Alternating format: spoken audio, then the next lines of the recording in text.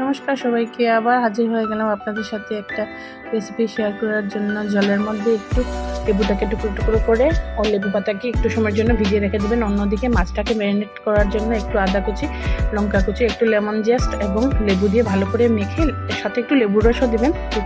30 মিনিটের জন্য একটু ম্যারিনেট করে নেবেন। চাইলে আপনারা কাঁচা মাছটাও ব্যবহার করতে পারেন। আমি একটু ভেজে নিলাম, এই পিট ভেজে এটা নামিয়ে নিলাম। ওইদিকে আমি টক দইটাকে ভালো করে ফেটিয়ে নিয়েছি, ওইটা মাছের সাথে অ্যাড করে তাতে একটু নুন আর একটু চিনি দিয়ে তারপর যে লেবু আর লেবু পাতাটা ভিজিয়ে রেখেছিলাম ওই জলটা এটার মধ্যে ব্যবহার করব।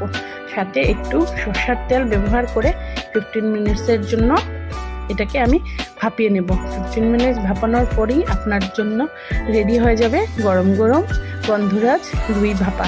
গরম ভাতের সাথে খেয়ে দেখবেন, অসাধারণ লাগে, একদম ফাটাফাটি। Thank you. ভালো লাগলে একটা লাইক করে দেবেন, একটু শেয়ার করে দেবেন।